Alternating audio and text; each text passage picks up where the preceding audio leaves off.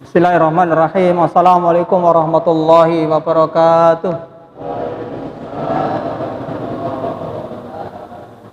Alhamdulillah.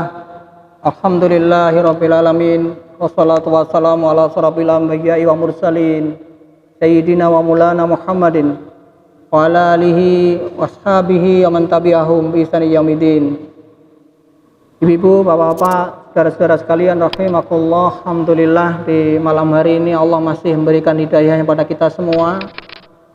Semoga seluruh potensi hidayah yang diberikan Allah Subhanahu wa taala bisa terus kita maksimalkan untuk taqarrub ila Allah, mendekatkan diri kita kepada Allah Subhanahu wa taala. Ibu, bapak-bapak, saudara-saudara sekalian rahimakumullah, dari sini Allah perintahkan pada kita harus waspada dan harus menjadikan setan itu sebagai musuh. Jangan sampai kemudian kita berikan tempat, diberikan ruang untuk masuk pada diri kita, untuk menggoda kita. Kemudian Allah juga jauh di dalam surat An-Nisa ayat 76, alladzina amanu yuqatiluna fisabilillah walladzina kafaru yuqatiluna fisabilit taghut waqatilu awliya syaiton inna kaidas syaitoni kana dha'ifa. Bahwa orang-orang yang beriman itu berperang di jalan Allah, sedangkan orang-orang kafir itu berperang di jalan setan.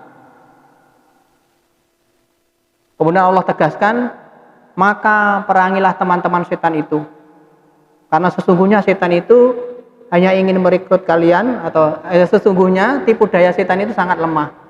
Sesungguhnya tipu daya setan itu sangat lemah. Dan dari sini bahwa Allah informasikan pada kita bahwa setan akan terus membuat tipu daya pada kita, harus membuat godaan pada kita. Dan Allah sudah informasikan bahwa tipuannya, godaannya itu adalah lemah. Nah, bagaimana nanti memotivasi diri kita untuk berani melawan berbagai macam tipuan setan. Nah, salah satu cara setan memberikan tipuan kita adalah dengan melakukan penampakan.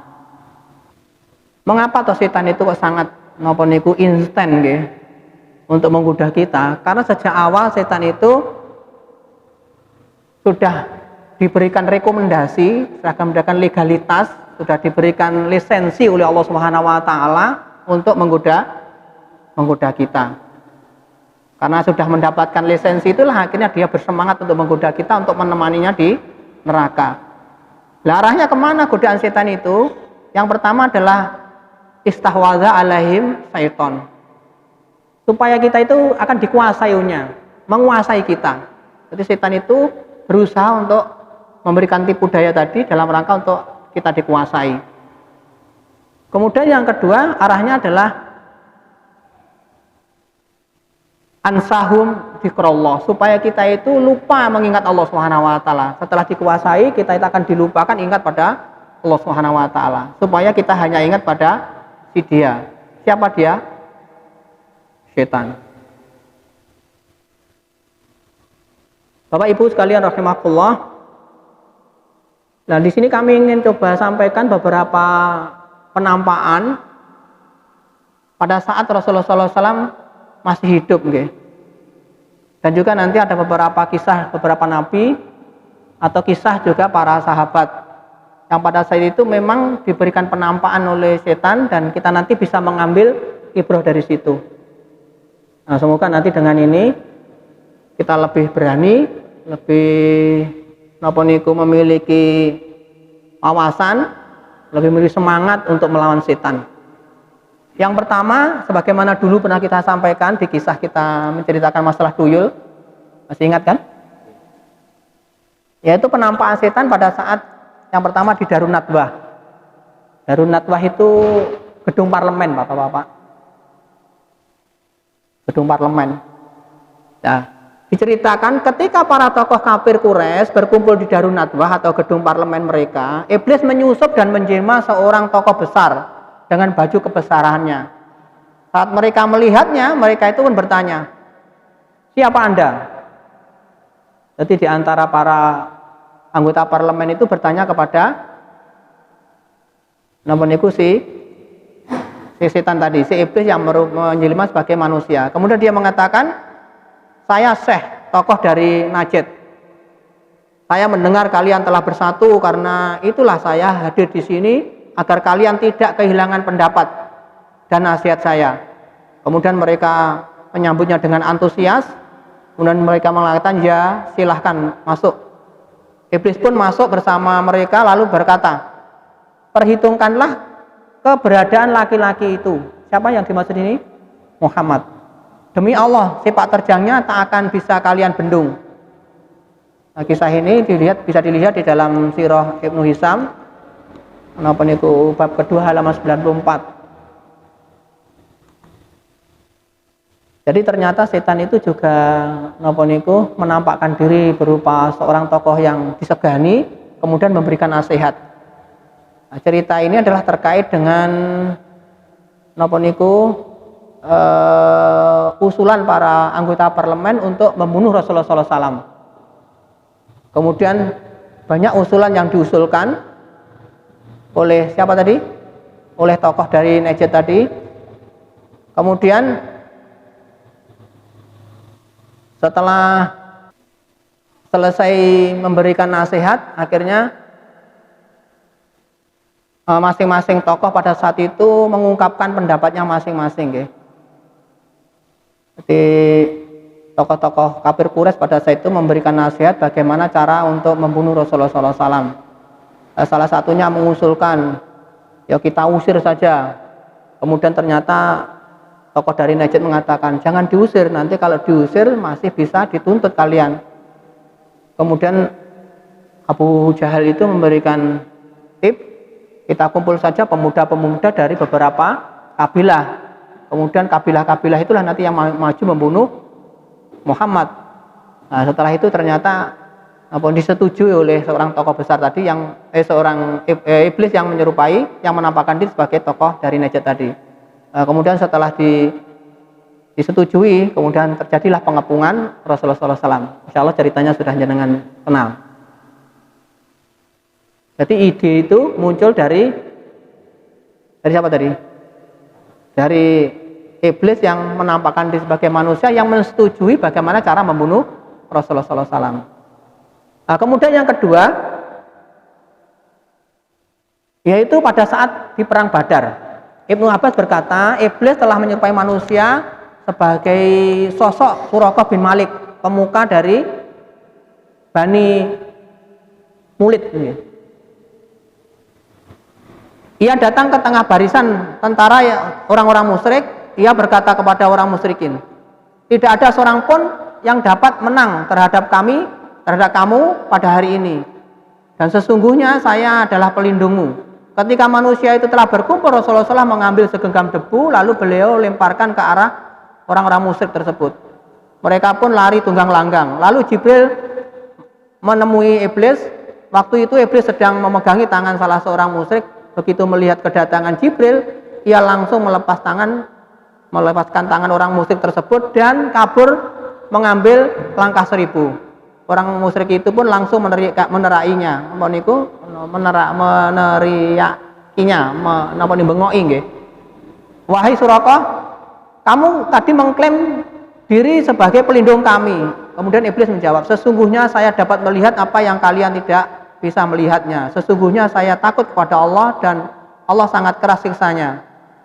Bapak Ibu Allah, ini cerita ini adalah sebuah tafsiran dari surat Al-Anfal ayat 48. Nanti kalau bapak-bapak bawa Al-Quran atau nanti di rumah mau melihat, nanti dilihat di surat Al-Anfal surat ke-8 ayat ke-48.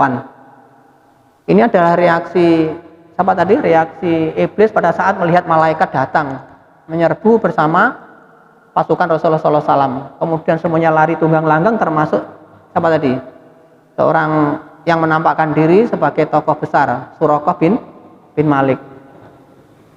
Dari sini menandakan bahwa iblis jin itu bisa menampakkan diri. Kemudian Bapak Ibu Allah, yang ketiga adalah di dalam sholat. Ceritanya adalah Aisyah berkata ketika Rasulullah SAW datanglah setan kepadanya, lalu Rasulullah SAW menangkapnya, membantingnya dan mencekiknya. Rasulullah bersabda, sampai aku merasakan lidahnya yang dingin di tanganku. Nah, kisahnya itu setelah setan itu menggoda pada saat Rasulullah SAW sedang sholat, kemudian Rasulullah ditangkap nopo niku di lehernya, kemudian sampai ilatnya itu lidahnya itu menjulur. Nah, juluran lidahnya itu sampai mengenai tangan Rasulullah SAW, sampai dirasakan dingin tangan Rasulullah karena juluran lidah daripada jin yang menampakkan diri tadi. Paling awak dhewe iki ya sering, tapi awak dhewe tidak paham ya bahwa itu adalah napa niku. Kalau Rasul kan paham. Dalam hadis yang lain dikisahkan jika Nabi sallallahu alaihi wasallam hendak menangkap jin ifrit yang memperlihatkan kepada manusia, namun Rasulullah SAW membatalkan niatnya. Ini kisah bisa dilihat di dalam hadis riwayat Bukhari ya, dari Abu Hurairah. Rasulullah SAW bersabda, sesungguhnya ifrit dan bangsa jin tadi malam menampakkan diri kepadaku. Atau dengan kalimat lain seperti itu, untuk memotong sholatku. Jadi menggoda Rasulullah supaya nanti sholatnya terganggu, tidak jadi sholat, atau sholatnya nanti masalah. Maka Allah memberikan kemungkinan kepadaku untuk menangkapnya.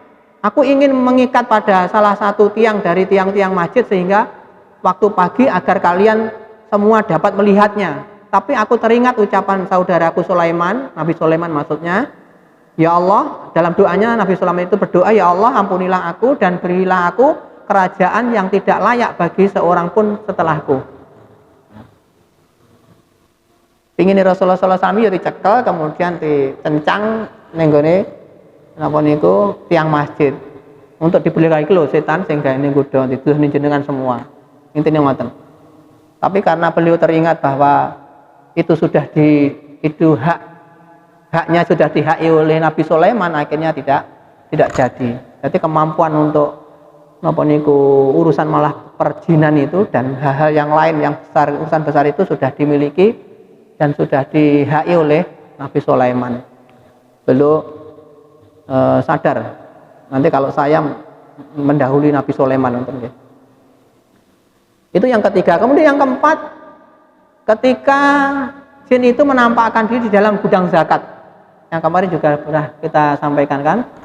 Abu Hurairah berkata Rasulullah SAW mengamanaiku untuk menjaga hasil pemungutan zakat di bulan Ramadan. Lalu datanglah seseorang, lalu ia menciduk hasil zakat dengan tangannya. Aku menegurnya, demi Allah, kamu akan saya laporkan pada Rasulullah SAW.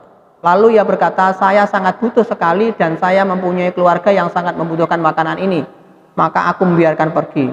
Di pagi harinya Rasulullah SAW bertanya kepadaku, apa yang dilakukan tahananmu semalam? Lalu Abu Hurairah bercerita dan peristiwa itu berulang 3 kali. Sampai akhirnya jin itu mengajari Abu Hurairah ayat kursi untuk membentengi diri dari gangguan setan. Dan hal itu dibenarkan oleh Rasulullah SAW. Beliau berkata, kali ini ia benar, padahal ia adalah pemohong dan ia adalah setan. Bisa dipahami nggak insya Allah dari beberapa tadi bahwa memang jin itu diberi kemampuan untuk menampakkan dirinya. Kemudian yang kelima di dalam lumbung. Ini juga sudah kita ceritakan pada saat kita membahas masalah tuyul. Ubay bin Ka'ab berkata, saya pernah punya lumbung yang berisi kurma. Saya selalu memeriksanya. Namun pada suatu saat kurma itu berkurang dan waktu itu saya melihat sosok hewan menyerupai anak remaja. Aku pun menegurnya, apakah kamu jin atau manusia? Ia menjawab, aku jin. Aku bertanya, apa yang bisa membentengi kami dari kejahatanmu? Ia menjawab, ayat kursi. Lalu aku ceritakan hal itu kepada Rasulullah SAW. Kemudian Rasul bersabda, setan itu benar. Yang dikatakan terkait dengan ayat kursi itu adalah benar. Jadi kalau kita lihat para sahabat pada saat itu, kalau melihat penampakan itu kendel ngoten nggih, berani, ora terus malah melayu ngoten nggih. Jadi kalau ada penampakan apa? Tangkap ngoten nggih.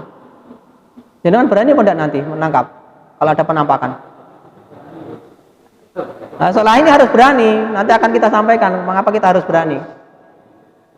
Nah, kejadian yang sama juga dialami oleh Ubay bin Ka'ab. Hampir sama ceritanya. Atau ceritanya sama, hanya versinya yang berbeda, nggih. Tidak usah saya ceritakan nanti karena versinya sama. Kemudian yang keenam, di dalam keranjang.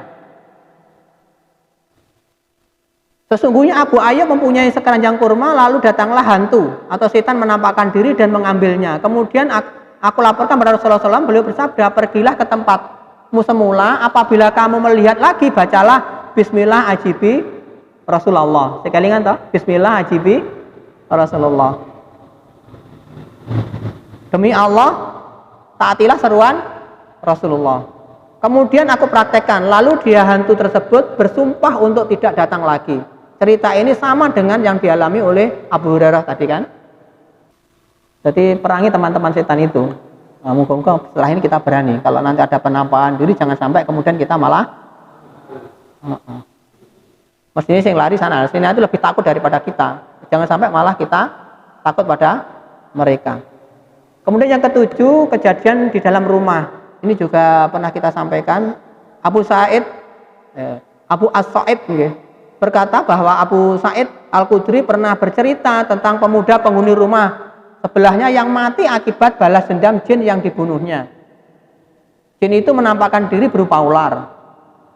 Napa niku tidak ketahui secara persis mana yang terlebih dahulu matinya, pemuda atau ular. Jadi hampir sama matinya. Ketika peristiwa itu disampaikan pada Rasulullah SAW, beliau bersabda, sesungguhnya di Madinah ini ada jin yang telah masuk Islam. Oleh sebab itu, jika kalian melihat salah satu dari mereka, maka biarkanlah 3 hari. Jika setelah itu masih terlihat, maka bunuhlah, karena itu atau dia itu adalah setan. Atau di hadis yang lain, di hadis riwayat Bukhari, Rasulullah dawuh, sesungguhnya di rumah-rumah kalian itu ada ular-ular yang berada di rumah-rumah kalian. Apabila kalian melihat salah satu dari mereka, maka buatlah peringatan padanya 3 kali. Beri peringatan berapa kali? 3 kali. Apabila pergi, maka biarkanlah. Dan bila tidak mau pergi, maka bunuhlah. Karena dia itu kafir. Ular sesungguhnya.